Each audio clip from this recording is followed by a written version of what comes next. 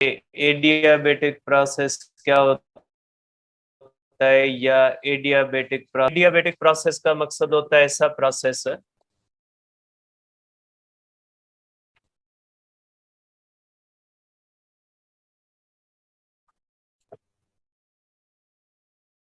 देखिए बेटा, adiabatic process का मकसद होता है process in which no heat flows in or out of system बेटा। ऐसा प्रोसेस जिसके अंदर हीट सिस्टम के अंदर ना आए और न ही हीट सिस्टम के अंदर जाए, तो ऐसे प्रोसेस को हम क्या कहते हैं बेटा? एडियाबेटिक प्रोसेस कहते हैं। इससे पहले हमने जो 3 प्रोसेसेस पढ़े, आइसोबैरिक प्रोसेस पढ़ा है, आइसोकोरिक प्रोसेस पढ़ा है और आइसोथर्मल प्रोसेस पढ़ा है। इन तीनों प्रोसेसेस के अंदर हीट सिस्टम के अंदर आ रही थी और हीट जो है वो सिस्टम से जा भी रही थी। इनमें से तीनों प्रोसेसेस में जो 2 प्रोसेस थे, एक आइसोबैरिक था और एक आइसोथर्मल था, उन्होंने हीट को वर्क में कन्वर्ट भी किया था। ठीक है। अब इसके अंदर जो अगर आप देखते तो हीट सिस्टम के अंदर आती है, नहीं जाती है। तो ये सिस्टम जो होता है ये वर्क कर सकता है, लेकिन ये सिस्टम जब वर्क करता है, आप कह सकते हैं कि ये सिस्टम जब वर्क करता है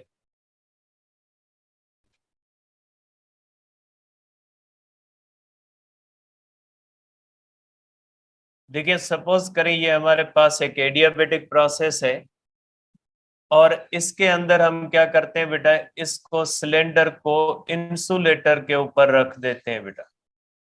हमने पढ़ा था बेटा कि थर्मोडायनेमिक सिस्टम में हीट जो आती या जाती है वो कहाँ से आती है बेटा? ये आती या जाती हमेशा बॉटम से, क्योंकि इसका सिलेंडर और पिस्टन हम क्या मानते हैं? इंसुलेटर के मानते हैं। तो इसका आप कह सकते हैं कि बेटा ये प्रेशर P1 है, वॉल्यूम V1 है और टेम्परेचर T1 है। इसके ऊपर अगर हम इस तरह से बेटा लोड रख देते हैं, ये हमने इसके ऊपर लोड रख दिया बेटा। अब अगर इसको हम यहाँ पे प्रेशर कम करें बेटा, प्रेशर कम करेंगे बेटा, तो इसका P2 हो जाएगा, वॉल्यूम V2 होगा और टेम्परेचर T2 होगा। क्योंकि बेटा इसके अंदर हीट ना आती है न जाती है। ठीक है, इसमें हीट आती जाती नहीं है। तो जब ये एक्सपेंड करेगा तो एक्सपेंशन की वजह से इसका अंदर टेम्परेचर क्या हो जाएगा बेटा? टेम्परेचर गिर जाएगा और टेम्परेचर के गिरने की वजह से इसकी इंटरनल एनर्जी जो होगी ये इंटरनल एनर्जी कम हो जाएगी और इंटरनल एनर्जी के कम होने की वजह से हम कहेंगे कि इसकी इंटरनल एनर्जी किसमें चली गई? वर्क में चली गई। तो मीन्स ये प्रोसेस आपको एक पॉसिबिलिटी बताता है कि जरूरी नहीं है कि आप थर्मोडायनेमिक सिस्टम को हीट देके उससे वर्क हासिल करो। आप थर्मोडायनेमिक सिस्टम को अगर चाहो तो उसकी इंटरनल एनर्जी से भी वर्क हासिल कर सकते हैं। मीन्स ये आपको सिस्टम एक पॉसिबिलिटी बता रहा है कि अगर हम चाहें तो इंटरनल एनर्जी में से भी वर्क हासिल कर सकते हैं। सिर्फ जरूरी नहीं है कि हीट का बाहर से अंदर फ्लो हो या अंदर से बाहर फ्लो हो तो ही वर्क हो। ठीक है, तो ये फर्स्ट लॉ ऑफ थर्मोडायनेमिक्स आपको एक और पॉसिबिलिटी बता रहा है, क्योंकि ये सारे के सारे प्रोसेसेस जो हैं ये फर्स्ट लॉ ऑफ थर्मोडायनेमिक्स से ही प्रिडिक्ट होते हैं कि अगर आप ऐसा करोगे तो ऐसा होगा। तो ये प्रोसेस जो एडियाबेटिक प्रोसेस होता है ये कहता है कि जरूरी नहीं है कि आप किसी भी सिस्टम को उसकी बाउंड्री से हीट का फ्लो करवाओ। आप चाहो तो सिस्टम के अंदर जो मौजूद इंटरनल एनर्जी है उस इंटरनल एनर्जी से भी आप वर्क कर सकते हैं। ठीक है, तो आप कहोगे कि इसके अंदर बेटा जो वर्क होता है, अब इसके अंदर अगर जो होता है बेटा work is done on the cost of internal energy बेटा, इसमें जो वर्क होता है बेटा ये किसकी कास्ट पे होता है? इंटरनल एनर्जी की कास्ट पे होता है। इंटरनल एनर्जी किस में चली जाती है बेटा? वर्क में चली जाती है। अब अगर आप देखते हैं तो बेटा इसका ग्राफ कैसे बनता है बेटा? इसका ग्राफ प्रेशर और वॉल्यूम के दरमियान इसका ग्राफ ऐसे बनता है बेटा। देखिए प्रेशर बेटा P1 ज्यादा है, वॉल्यूम जो होता है बेटा V1 कम होता है, और प्रेशर P2 कम होता है तो वॉल्यूम बढ़ जाता है बेटा। तो आप अगर इसका ग्राफ बनाओगे बेटा तो इसका ग्राफ जो होगा वो इसी तरह से बनेगा, P1 V1 T1 और ये होगा P2 V2 T2 बेटा। तो ये इस तरह से बनेगा बेटा लाइक आइसोथर्मल बेटा। इसका ग्राफ जो होता है बेटा, इसकी एडियाबेटिक एक्सपेंशन का जो ग्राफ बनता है वो किस तरह से बनता है? Like isothermal expansion. लेकिन दोनों में थोड़ा फर्क होता है। ठीक है, दोनों की अगर कंपैरिजन करें तो दोनों की कंपैरिजन आप किस तरह से करोगे बेटा?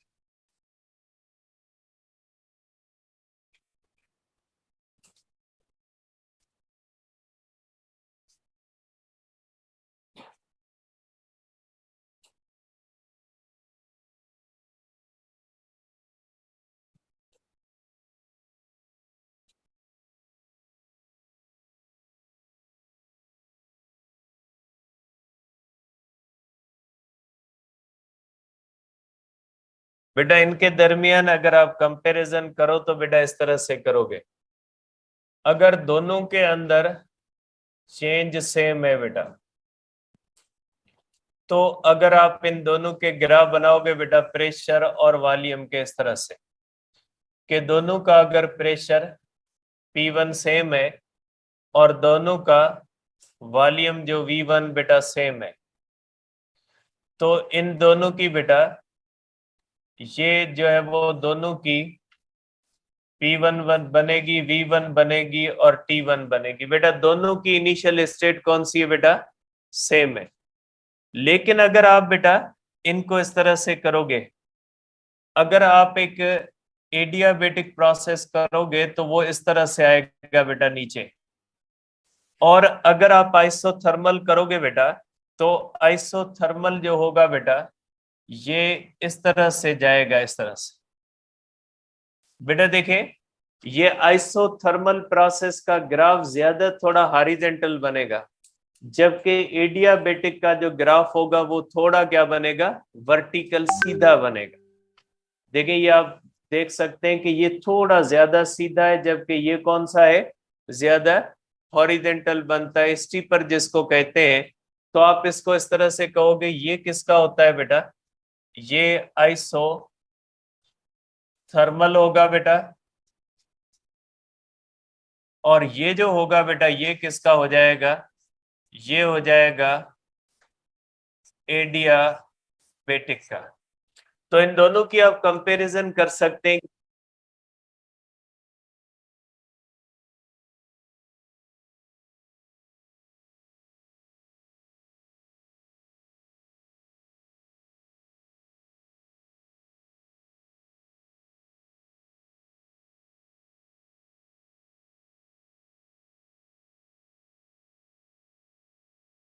इसका जो एडियाबेटिक प्रोसेस है वो बताता है। अब अगर आप इसके अंदर देखें बेटा तो आप इसको कह सकते हैं कि बेटा इसके अंदर डेल्टा क्यू जो होती है, ये डेल्टा क्यू बेटा 0 होती है। इसके अंदर चेंज इन इंटरनल एनर्जी बेटा 0 नहीं होती, और इसके अंदर बेटा आपको वर्क जो मिलता है वो भी 0 नहीं होता। इसके अंदर टेम्परेचर की चेंज जो होती है बेटा वो भी 0 नहीं होती। अब अगर वर्क का करें बेटा तो इसके अंदर वर्क जो होगा बेटा वो हो जाएगा चेंज इन इंटरनल एनर्जी के बराबर बेटा। इसके अंदर वर्क होता है बेटा चेंज इन इंटरनल एनर्जी, और जब एक्सपेंशन होती है बेटा तो change in internal energy positive होगी या नेगेटिव होगी बेटा? इंटरनल एनर्जी कम होगी। जब इंटरनल एनर्जी कम होगी तो चेंज क्या हो जाएगी? नेगेटिव हो जाएगी। देयरफॉर वर्क को हम करेंगे is equal to negative of change of internal energy में। ठीक है, तो आप इसको इस सेंस में कह सकते हैं कि ये जो है वो वर्क के लिए ये चीज इस्तेमाल कर सकते हैं कि वर्क जो होता है वो negative of change of internal energy हो। ठीक है बेटा, तो ये हमारे पास हो गए 4 प्रोसेसेस। यहाँ पे हमारे पास फर्स्ट लॉ ऑफ थर्मोडायनेमिक्स खत्म होता है। एंड मैं briefly first law of thermodynamics को जो है वो समराइज कर देता हूँ कि फर्स्ट लॉ और उसके मुताबिक होने वाले 4 प्रोसेसेस के अंदर हमने क्या चीज सीखी। देखिए बेटा, फर्स्ट लॉ ऑफ थर्मोडायनेमिक्स ने जो पहली बात हमें बताई वो ये बताई कि आप किसी भी थर्मोडायनेमिक सिस्टम को जब हीट दोगे तो उस हीट के अंदर 2 पॉसिबिलिटीज हो सकती है। एक, उस हीट का हिस्सा इंटरनल एनर्जी में जा सकता है और दूसरा हिस्सा किस में जा सकता है? दूसरा हिस्सा वर्क में जा सकता है। Means first law of thermodynamics ने आपको हीट, इंटरनल एनर्जी और वर्क के दरमियान रिलेशन दिया कि जब आप किसी भी थर्मोडायनेमिक सिस्टम को हीट दोगे तो उस हीट का कुछ हिस्सा इंटरनल एनर्जी में जाएगा और उस हीट का कुछ हिस्सा जो होगा वो वर्क में चला जाएगा। ठीक है, दूसरी बात जो इसने बताई, दूसरी बात ये बताई कि फर्स्ट लॉ ऑफ थर्मोडायनेमिक्स को हम law of conservation of energy भी कहते हैं। वो इसलिए कहते हैं कि फर्स्ट लॉ हमें बताता है कि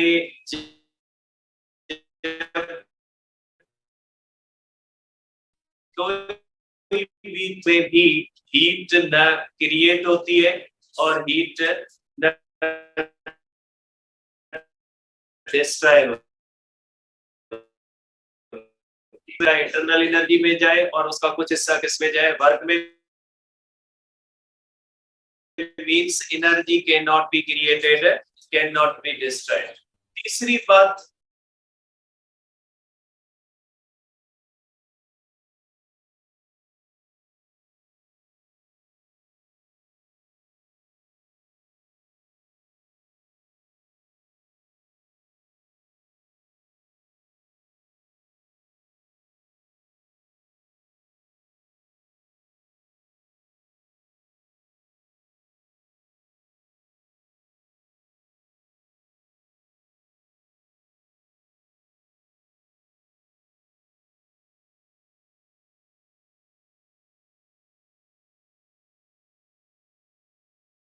इस वर्क सिस्टम की बाउंड्री से अंदर गया, मींस बाहर से वर्क आया, या वर्क सिस्टम की बाउंड्री से बाहर जाए, मींस वर्क किस तरफ चला गया?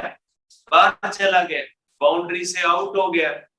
तो पहला तरीका यह है कि अगर आप किसी भी थर्मोडायनेमिक सिस्टम की इंटरनल एनर्जी को चेंज करना चाहते हैं, अगर आप किसी भी थर्मोडायनेमिक सिस्टम की इंटरनल एनर्जी को चेंज करना चाहते हैं तो पहला तरीका ये है कि या वर्क बाउंड्री के अंदर आए या वर्क बाउंड्री से बाहर जाए। दूसरी बात ये होती है कि या हीट सिस्टम को दे या हीट सिस्टम से ले।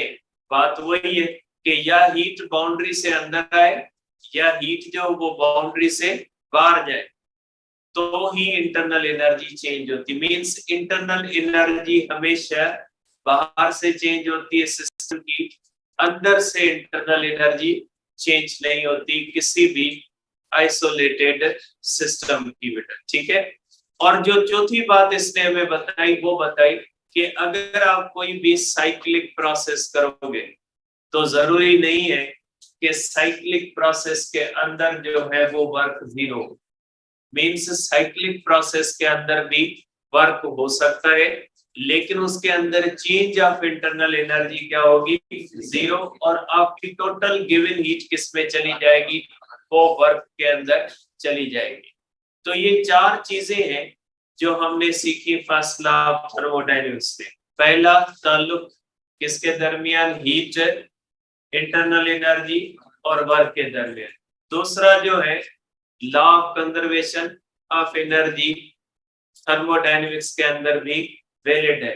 तीसरी बात कि इंटरनल एनर्जी आइसोलेटेड सिस्टम की आप हमेशा जो है वो क्या, किसी भी सिस्टम की इंटरनल एनर्जी जो आप चेंज करते हो वो हमेशा बाउंड्री से हीट या वर्क का फ्लो होता है, तब इंटरनल एनर्जी चेंज होती है। चौथी बात कि जरूरी नहीं है कि साइक्लिक प्रोसेस के अंदर वर्क जीरो हो, साइक्लिक प्रोसेस के अंदर भी वर्क हो सकता है।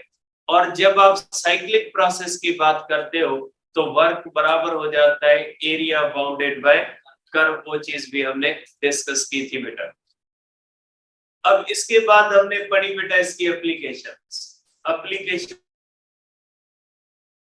के अंदर हमने पहला प्रोसेस पढ़ा आइसोबैरिक प्रोसेस। आइसोबैरिक प्रोसेस ने कहा कि जब आप किसी भी थर्मोडायनेमिक सिस्टम को हीट दोगे तो उस हीट का कुछ हिस्सा इंटरनल एनर्जी में जाएगा और कुछ हिस्सा वर्क में जाएगा। मींस उससे आपको एक बहुत ही इंपॉर्टेंट बात पता लगती है, और वो ये लगती है कि कोई भी थर्मोडायनेमिक सिस्टम तब तक हीट को वर्क में कन्वर्ट करता रहेगा जब तक उसका अपना टेम्परेचर सराउंडिंग के टेम्परेचर से कम होगा। क्योंकि ये सिस्टम आपको कहता है आप हीट दोगे, उसका कुछ हिस्सा किसमें जाएगा, वर्क में, और कुछ हिस्सा किसमें जाएगा, इंटरनल एनर्जी। तो अगर आप ऐसे सिस्टम को हीट देते जाओगे तो ऐसे सिस्टम का अपना टेम्परेचर बढ़ेगा, क्योंकि इसकी इंटरनल एनर्जी क्या होती है बेटा, बढ़ती है। तो इसका मतलब है आप ऐसे सिस्टम को हीट देते जाओगे, उसका वर्क आपको मिलता जाएगा और उसका सिस्टम का अपना टेम्परेचर क्या होता जाएगा, टेम्परेचर बढ़ता जाएगा। अब उस सिस्टम का टेम्परेचर बढ़ते बढ़ते जब हॉट रिजर्वायर के, क्योंकि हीट कौन देता है बेटा, हॉट रिजर्वायर देगा ना। सपोज करें हॉट रिजर्वायर हीट दे रहा है, आइसोबैरिक प्रोसेस उसको वर्क में कन्वर्ट कर रहा है, तो हॉट रिजर्वायर हीट देता जाएगा, आइसोबैरिक प्रोसेस उसको वर्क में कन्वर्ट करता जाएगा, उसकी अपनी इंटरनल एनर्जी भी बढ़ती जाएगी। अगर उसकी अपनी इंटरनल एनर्जी बढ़ती जाएगी तो उसका अपना टेम्परेचर क्या होता जाएगा, बढ़ता जाएगा। एक पॉइंट ऐसी आएगी जब उस आइसोबैरिक प्रोसेस वाले थर्मोडायनेमिक सिस्टम का टेम्परेचर किसके बराबर हो जाएगा, हॉट रिजर्वायर के बराबर हो जाएगा, और उसका नतीजा ये होगा कि हॉट रिजर्वायर हीट देना बंद कर देगा और आइसोबैरिक प्रोसेस वर्क करना छोड़ देगा। ठीक है, मींस आइसोबैरिक प्रोसेस आपको बताता है कि जब तक हॉट रिजर्वायर का टेम्परेचर सिस्टम के टेम्परेचर से ज्यादा होगा तब तक हॉट रिजर्वायर से हीट आती जाएगी और वो किस में कन्वर्ट होती जाएगी, वर्क में कन्वर्ट होती जाएगी। लेकिन एक दिन ऐसा आएगा जब उस थर्मोडायनेमिक सिस्टम का टेम्परेचर बढ़ते बढ़ते किसके बराबर हो जाएगा, हॉट रिजर्वायर के बराबर हो जाएगा। फिर हॉट रिजर्वायर से हीट का फ्लो रुक जाएगा और सिस्टम जो है वो वर्क करना छोड़ देगा, बंद कर देगा। तो आप कह सकते हैं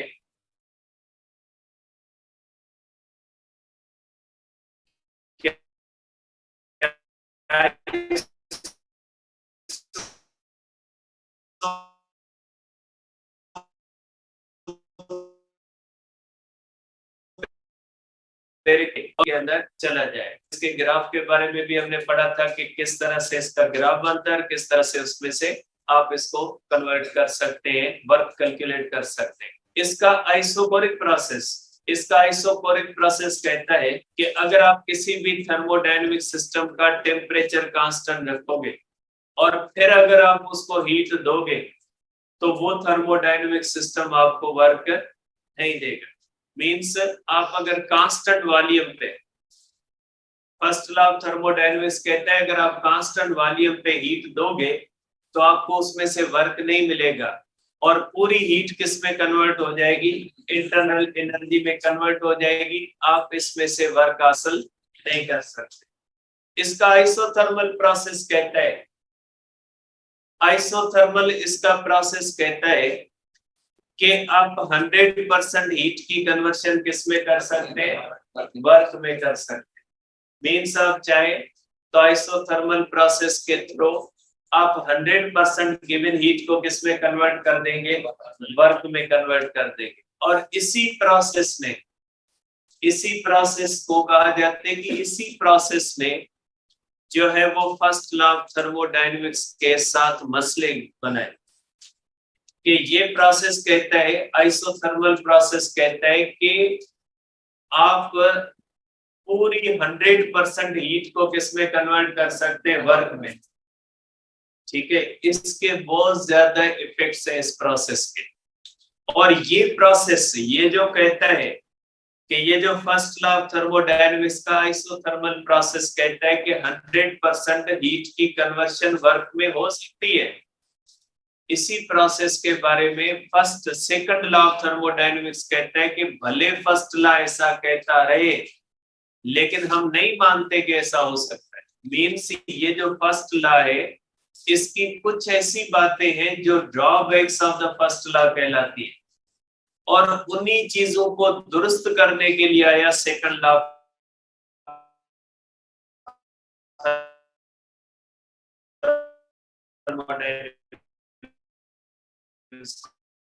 कौन सी या के सेकंड लॉ में चाहो तो आप आपकी पूरी गिवन हीट को किस में कन्वर्ट कर सकते हो, वर्क में कन्वर्ट कर सकते हो। Means no change of internal energy, बगैर इंटरनल एनर्जी चेंज होने के आपकी हीट सप्लाई टोटल किस में चली जाती है, वर्क में चली जाती है।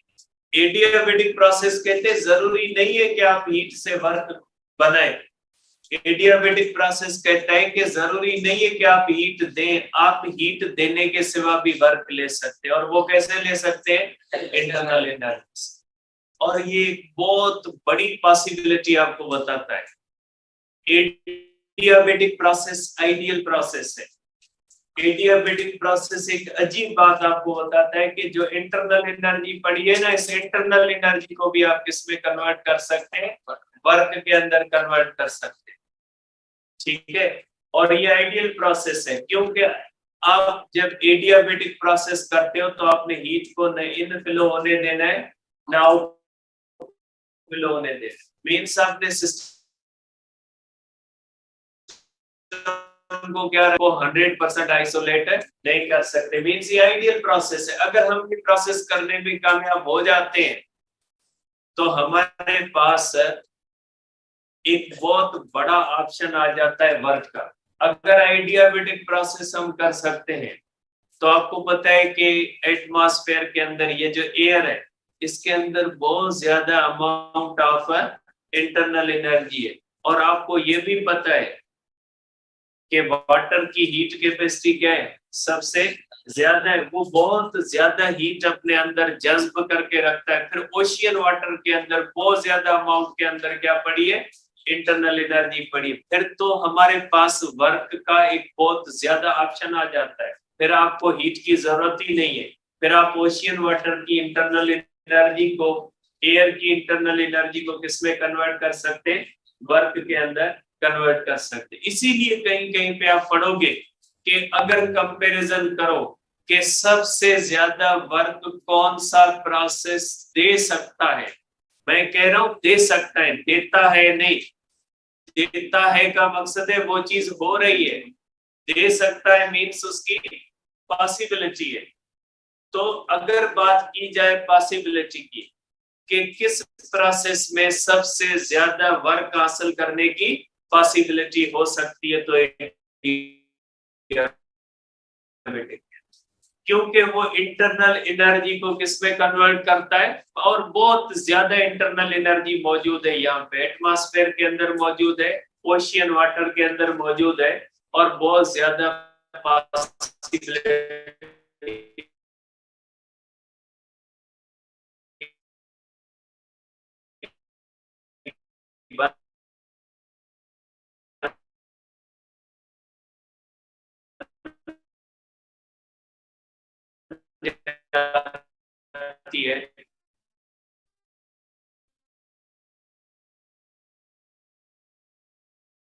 वर्क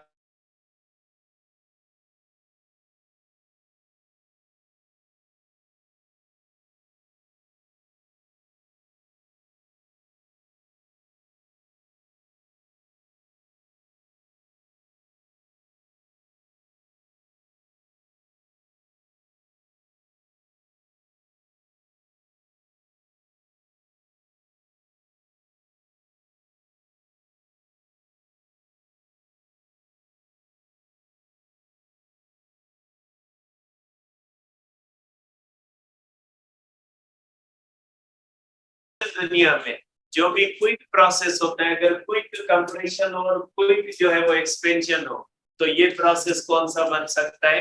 ये प्रोसेस जो होता है, ये आप कह सकते हैं कि ये प्रोसेस एडियाबेटिक हो सकता है, जो क्विक प्रोसेसेस होते हैं। अब आ जाते हैं बेटा हम सेकंड लॉ ऑफ थर्मोडायनेमिक्स में। सेकंड लॉ ऑफ थर्मोडायनेमिक्स में बेटा जो सबसे पहली चीज आपको पता होनी चाहिए वो ये होनी चाहिए कि हीट इंजन क्या होता है, क्योंकि सेकंड लॉ ऑफ थर्मोडायनेमिक्स को पढ़ने से पहले कुछ चीजें जो है वो आपको पता होनी चाहिए।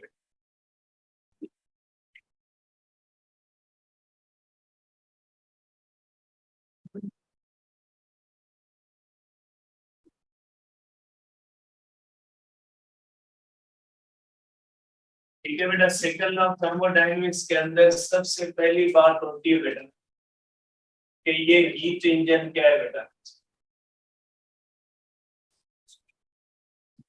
ठीक है, हीट इंजन का मकसद होता है बेटा मशीन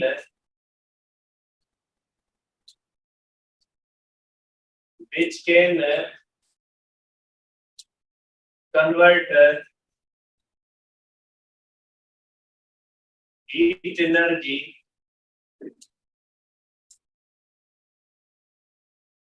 into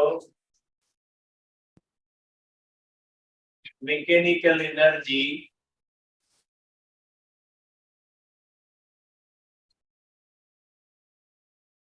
बेटा हीट एनर्जी को मैकेनिकल एनर्जी में कन्वर्ट करे तो ऐसी मशीन को हम क्या कहते हैं बेटा? हीट इंजन कहते हैं बेटा। अब ये जो हीट इंजन होता है, ठीक है, इसकी पॉसिबिलिटी हम देखते हैं कि इसकी पॉसिबिलिटी कौन सी है। देखिए बेटा, हीट इंजन का काम क्या होता है? हीट इंजन का काम होता है बेटा हीट को वर्क में कन्वर्ट करना। तो जाहिर सी बात है, अगर हीट इंजन का काम होता है हीट को वर्क में कन्वर्ट करना, तो जाहिर सी बात है कि आपके पास एक सोर्स ऑफ हीट होना चाहिए जो हीट दे। अब इंजन का काम क्या होता है? उस गिवन हीट को वर्क में कन्वर्ट करना। तो आप कह सकते हैं कि ये आपके पास टाइम चले। तो बेटा देखिए, आप कह सकते हैं तो हमारा कौन अंदर वाला बेड़ो है रात सो तो बोले है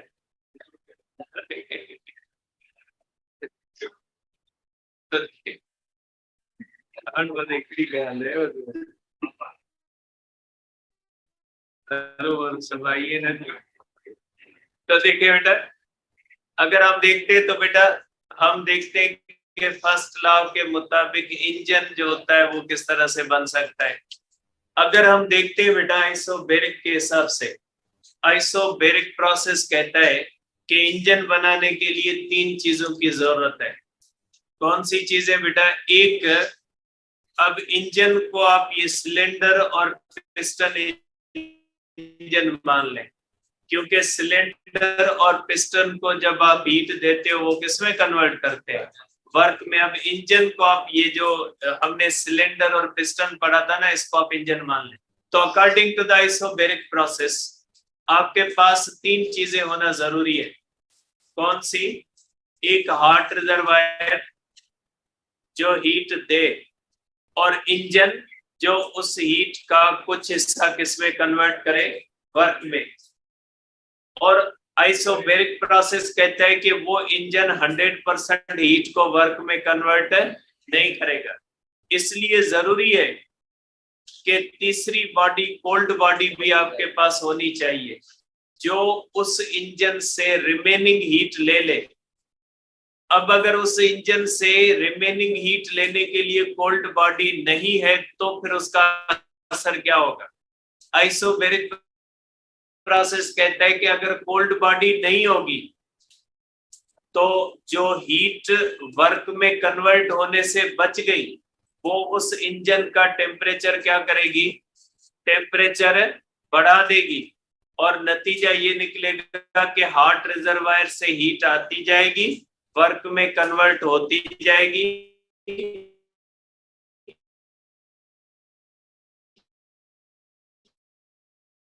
रिमेनिंग हीट क्या करेगी? और वायर का टेम्परेचर क्या हो जाएगा? बराबर हो जाएगा। नतीजा ये निकलेगा कि हीट हॉट बॉडी से फ्लो होना, क्योंकि हीट तब तक फ्लो करेगी जब तक डिफरेंस ऑफ टेम्परेचर, जब इंजन का टेम्परेचर, तो हॉट रिजर्वायर से हीट जो होगी वो फ्लो होना बंद हो जाएगी और इंजन जो होगा वो वर्क करना छोड़ देगा। तो मींस आइसोबैरिक प्रोसेस कहता है कि अगर आप चाहते हो कि कोई भी इंजन के उस इंजन का टेम्परेचर ना बढ़े, उसका टेम्परेचर हमेशा हॉट रिजर्वायर से क्या रहे? कम। तो मींस तीन चीजों की जरूरत पड़ेगी। एक हॉट बॉडी जो हीट दे, इंजन उसमें से वर्क करे, रिमेनिंग हीट इंजन में न रहे, इंजन से किस तरफ चली जाए? एक ऐसी बॉडी हो जो कोल्ड बॉडी उस तरफ चली जाए, ताकि इंजन का टेम्परेचर हॉट रिजर्वायर के टेम्परेचर से कम रहे और हीट का फ्लो होता रहे और आपको कंटिन्यूअसली वर्क मिलता रहे। ठीक है, तो आप कहेंगे कि according to the isobaric process, according to the isobaric process heat के लिए कितनी चीजों की जरूरत होती है बेटा? तीन चीजों की जरूरत होती है। तो आप इसको इस तरह से कहोगे बेटा,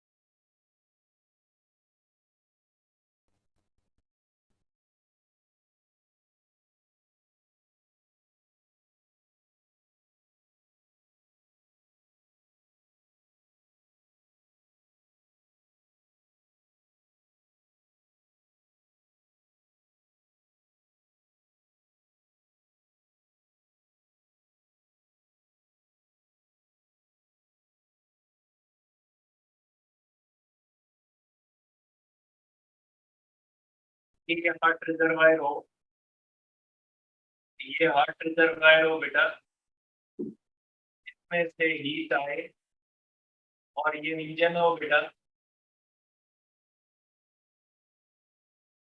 ये हीट आए इंजन में, और इंजन जो इसमें हमको क्या दे बेटा?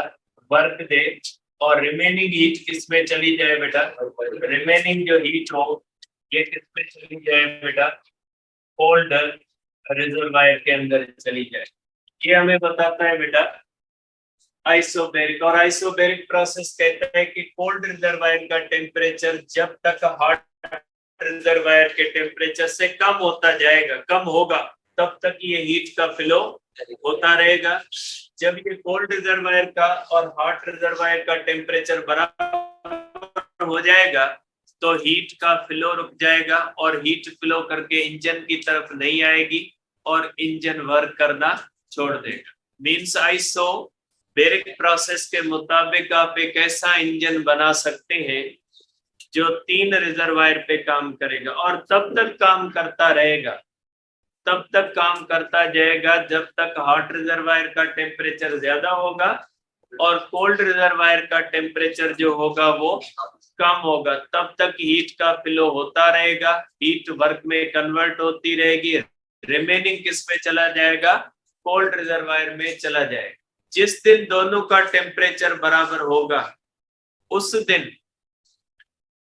दिन हीट काम और इंजन काम करना छोड़ देगा। उस दिन को हम कहेंगे कि देखिए जब हॉट रिजर्वायर का टेम्परेचर और कोल्ड रिजर्वायर का टेम्परेचर बराबर हो जाएगा, देखिए जिस दिन हॉट रिजर्वायर और कोल्ड रिजर्वायर का टेम्परेचर बराबर हो जाएगा, आप ये नहीं कहेंगे कि हीट नहीं है, आप कहोगे हीट है लेकिन unavailability of heat for work है, कि वो हीट फ्लो नहीं कर रही।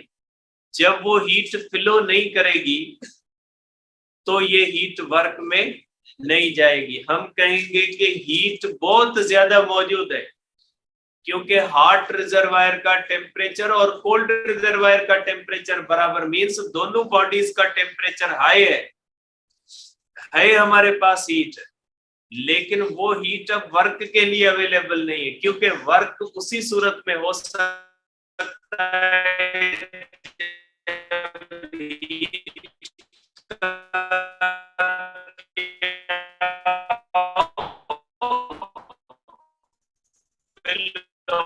और होता है जब डिफरेंस ऑफ टेम्परेचर, जब डिफरेंस ऑफ टेम्परेचर नहीं रहेगा तो फ्लो ऑफ हीट क्या हो जाएगा। तो हम कहेंगे कि इतनी ज्यादा हीट होने के बाद भी हमारे पास हीट की अनअवेलेबिलिटी है वर्क के लिए, मर गई। ठीक है, अब आगे कौन सी